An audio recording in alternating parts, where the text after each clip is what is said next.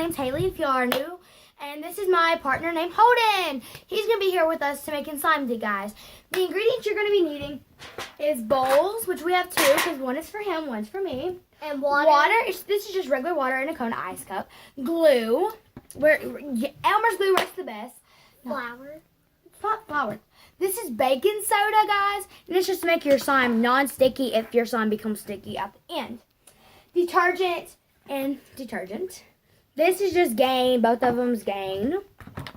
And then you can use some food coloring. Food coloring, glitter, whatever. And then your mixing materials. Now, let's get started on with the video. He's going to take half and I'm going to take half. So while we're pouring the glue, give us 1 second. While we're pouring the glue, then the next thing you're going to do, Oh yeah, water. You're going to take water and maybe cover the glue up maybe one time. Like one layer. If y'all don't know what I mean, I'm about to show you. Let me scoot the camera over so you can see him as well as me. Now, I'm done with this glue because I got to hurry up. Don't do nothing else. Wait on me. Pour your water. That much is great. Then you're going to stir. Stir everywhere. Now, I'm going to leave mine clear. Or it's not going to be totally clear. He's adding food color in his. This is what his will look like. It's going to be really, really red. Now, next thing, since I'm leaving mine clear, we're going to take some Gain. Gain's the best, guys. Make sure you try to spread your Gain or your detergent out. I almost poured it with the cap on. Like that, guys. Spread it out because the Gain or the detergent, or whatever you want to call it, that's what makes our slime. Guys, I think we cannot talk today.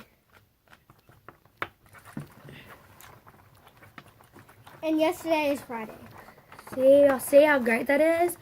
I'm probably going to be making another video, and after this video is done, a different way to make slime that's not the best way, and then, so yeah, I'm just going to show y'all can make your slime.